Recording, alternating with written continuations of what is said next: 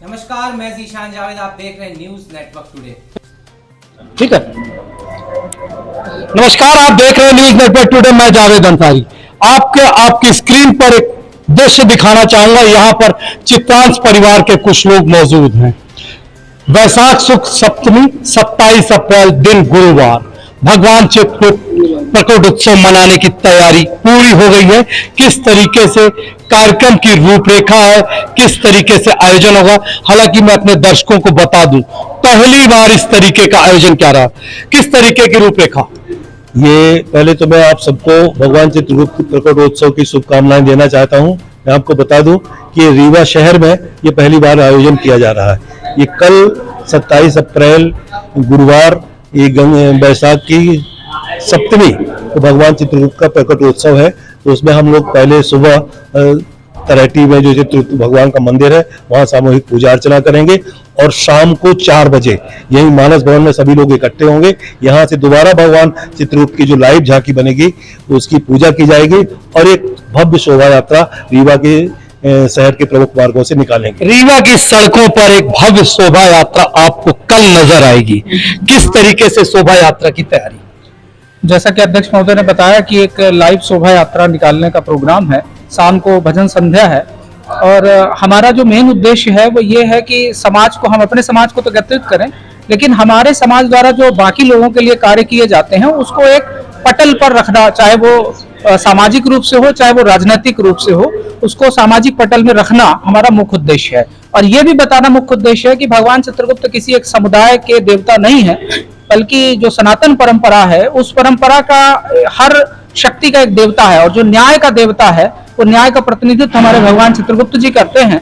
और ये बात सभी को बताने की कोशिश की जा रही है कि सभी को बताने की कोशिश की जा रही है। वैसे भी ये तो तय है, भगवान को एक सीमा में नहीं बांधा जाता, भगवान होते ही सबके लिए हैं।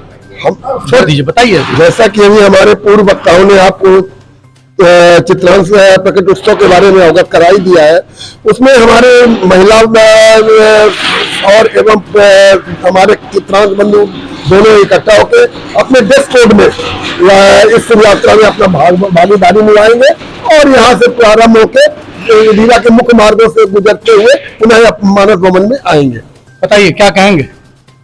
मैं ये कहूंगा कि लोग बात कहते हैं शक्ति प्रदर्शन नहीं, कम से कम मैं तो चाहूंगा कि शक्ति प्रदर्शन के रूप में ये हो, ताकि कम से कम मालूम हो कि कायस्थ भी एक जात होती है। कायस्थ भी एक जात होती है। कल समझ में आ जाएगा हम लोग जिस तरीके से आयोजन करने जा रहे हैं। देखिए, कल की जो हमारी शोभा यात्रा है उसमें हमारी सजीव झांकी भी होंगी और कटआउट के माध्यम से भी हम उसको प्रदर्शित करेंगे, ताकि समाज में ये जान सके कि किस तरह से भगवान चित्रगुप्त जी का प्रकटोत्सव हुआ था। इसके साथ ही साथ ये बता दूं, केवल भारतवर्ष में ही नहीं, जापान में भी इसी नाम से उनको जाना जाता है और वहां पर भी इसी प्रकार से लिखा उखा रखने के देवता अलग से हैं। ये बड़ी बात आपने बताई, जापान में भी उनको इसी नाम से जाना जाता है। हमारी एक अलग विशिष्ट मांग है। मैं गवर्नमेंट से चाहूंगा कि न्याय के प्रतीक हमारे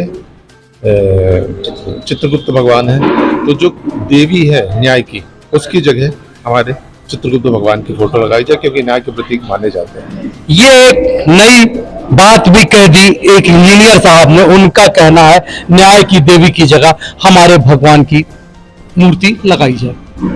अभी हमारे अध्यक्ष महोदय ने बताया कि भगवान चित्रगुप्त के प्रकटोत्सव पर शोभा यात्रा निकाली जाएगी और हमारी आपके माध्यम से ये अपील है, कायस्थ समाज के सभी युवा, महिलाओं और सभी लोगों से अपील है कि शोभा यात्रा में अधिक से अधिक लोग भाग लें।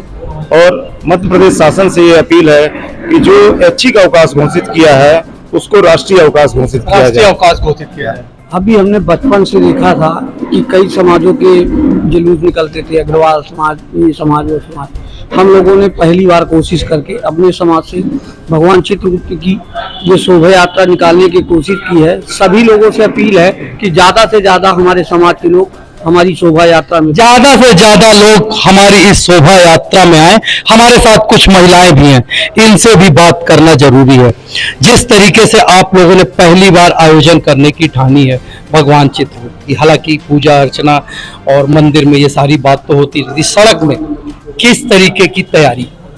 हम लोग सभी महिलाएं मिलकर हर जगह जाके चावल और हल्दी और कार्ड देके लोगों को आमंत्रण दिया है। जिस प्रकार लड़की की शादी होती है कहना चाहिए, उसी प्रकार मैं अपने चित्रगुप्त भगवान के लिए हर घर में दस्तक दिए हैं और उनसे कहने की कोशिश की है कि आप लोग सब लोग सम्मिलित हुए हमारे शोभा यात्रा में।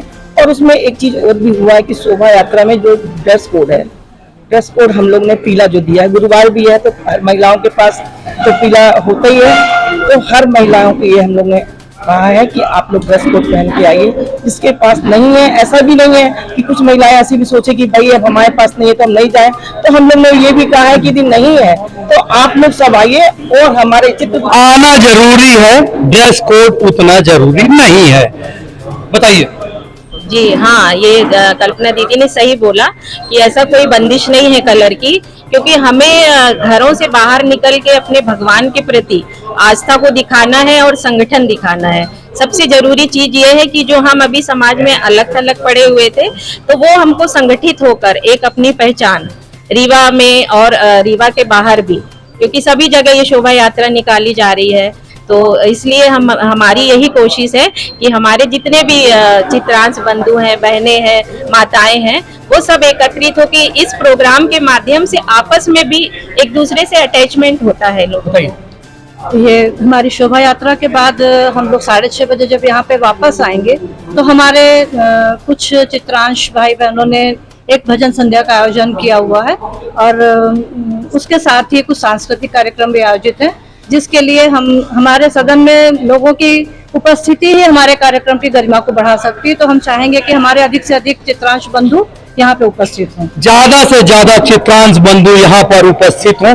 अपने आप में पहला और अनोखा कार्यक्रम हम करने जा रहे हैं। साफ तौर से जैसा कि आप लोगों ने बताया कि हम यहाँ पर पहली बार यहाँ एकत्रित होंगे, ड्रेस कोड होगा, उसके बाद हम शहर में शोभा यात्रा निकालेंगे, वापस यहाँ लौटेंगे, उसके बाद यहाँ पर भजन संध्या होगी, एक दूसरे से लोग मिलेंगे, आपस में मिष्ठान वितरण होगा, तमाम तरीके के आयोजन। हमारी नजर उस पूरे कार्यक्रम में बनी रहेगी। आज के लिए बस इतना ही। अपने मेजबान जावेद अंसारी को दीजिए इजाजत।